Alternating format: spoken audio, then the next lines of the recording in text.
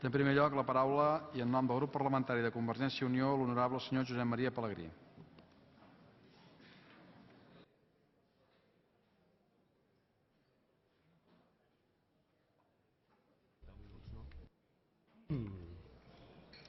Moltes gràcies, senyor president. Molt honorable president de la Generalitat, honorables membres del govern, il·lustres diputades i diputats. Aquest matí escoltàvem del president de la Generalitat una expressió que deia «és una hora greu de Catalunya». Ho compartim. La sentència marca, sense cap dubte, un punt d'inflexió. Un punt d'inflexió des del punt de vista dels continguts i també des d'un punt de vista de les formes.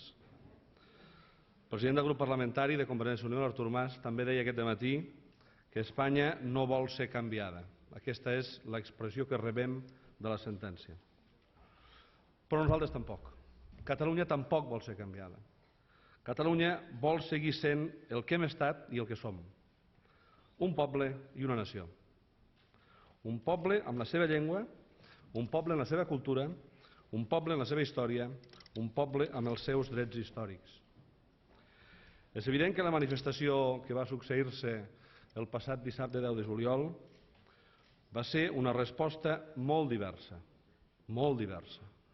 Diversa des del punt de vista de les persones i diversa des del punt de vista dels motius que van portar aquestes persones a anar i a participar en aquesta manifestació.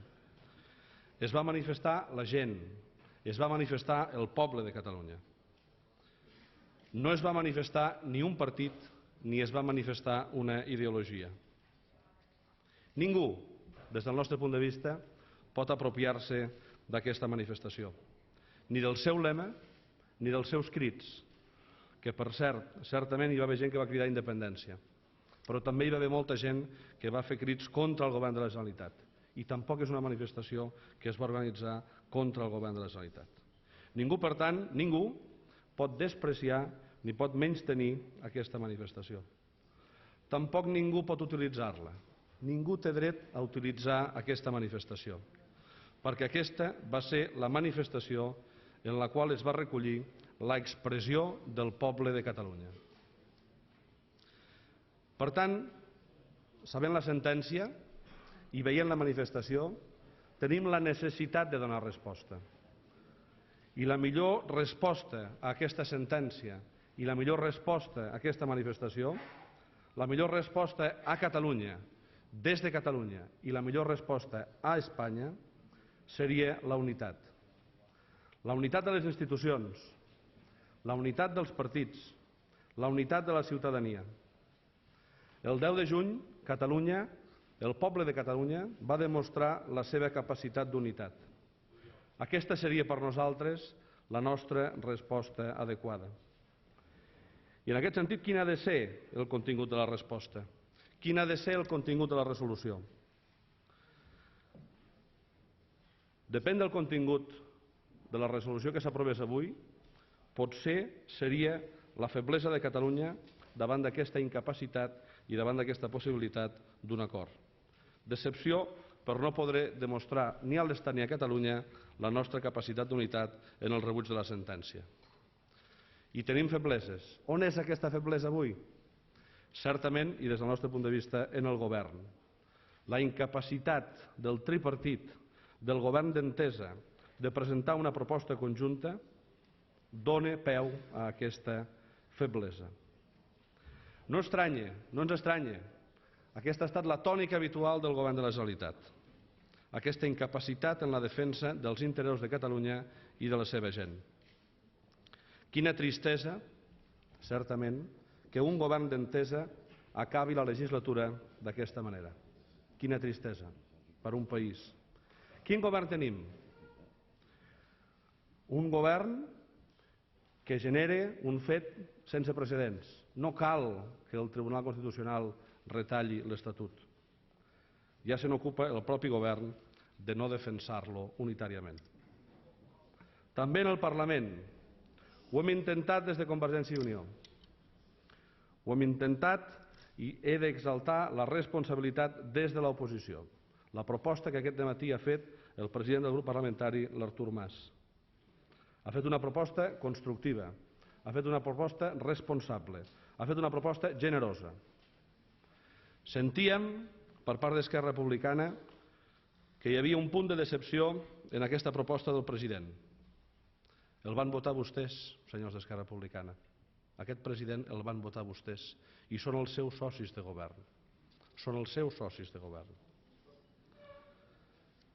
La conseqüència de la falta d'unitat per tacticisme ens fa perdre el respecte, fa que ens perdin el respecte. Aquest dematí també sentia el senyor Puigcercós que a Catalunya de respecte no ens n'han tingut mai, ens han tolerat. Discrepo. Respecte i enveja de Catalunya n'hi havia amb el govern del senyor Pujol i de Convergència i Unió. Érem referents i hi havia lideratge. Avui ni som referents ni hi ha lideratge. Aquesta és la diferència, senyor Puigcercós, del seu govern. Jo em pregunto, ara i avui era el moment i el lloc per explicar el programa electoral? Jo crec que no. Avui era l'hora d'analitzar aquesta causa compartida comuna en la màxima unitat. Avui era el moment de provocar i de manifestar el nostre rebuig i també de reafirmar el que som. Ho sento, però avui també es deia a la tribuna s'ha d'enterrar la tàctica. Doncs s'ha de practicar en l'exemple. S'ha de practicar en l'exemple. Lliçons no. Sobre tacticisme, lliçons no. Avui hem assistit a un acarnissament i a un trencament, de fet, del tripartit entre el PSC i entre Esquerra Republicana. Certament es treien els ulls.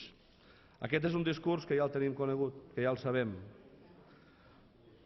La prioritat abans de les eleccions és la independència. I jo em pregunto, què ha fet aquesta opció política durant el seu temps en el govern per aquesta causa? On ens porta aquesta independència aportada al govern durant tot aquest temps? Deixo l'interrogant. Si la prioritat abans de les eleccions era la independència, la prioritat després de les eleccions són les esquerres. I aquest és el seu plantejament de l'equidistància per l'any 2010. Amb tot el convenciment, després del que veiem, estic segur que vostès tornaran a fer, si poden, el tercer tripartit. Hem de deixar pels propers temps que cada força política expliqui la seva ruta cap a on vol anar. La ruta de futur s'ha d'explicar en la propera campanya electoral i és evident que el poble decidirà. Catalunya decidirà. Però també és ben cert que només un govern fort, un govern estable, un govern coherent, un govern sòlid, un govern cohesionat i un govern amb projecte pot donar resposta a aquella resposta que els ciutadans de Catalunya necessiten. Per sort, això ja no està en mans del seu govern. Això està en mans del poble de Catalunya. Avui era un dia que havíem d'aprofitar per intentar compartir un projecte del que som, del que hem estat. Era un dia no menor, no val a dir, en el qual calia compromís, en el qual calia responsabilitat, en el qual calia manifestar la nostra capacitat d'entesa per fer front als reptes que tenim fora d'aquí. El problema no és no caure, el problema és, i la solució, saber-se aixecar. I per saber-se aixecar, insisteixo, fa falta aquest nou govern, aquesta nova capacitat d'empenta de Catalunya que ens ha de donar i que ens han de donar els ciutadans del nostre país. Vull acabar la meva intervenció desitjant que el que fem avui aquí sigui un acte en positiu, sigui un acte que el país pugui fer també seu, com a representant en aquest Parlament de la sobirania del poble de Catalunya, però també com un advertiment a que els fulls de ruta sempre els marquen els ciutadans i no les tàctiques d'algunes forces polítiques que estan més per defensar els interessos de partit que no pas per defensar els interessos de país. I acabo. Catalans, Catalunya. Moltes gràcies, senyor president, senyores i senyors diputats.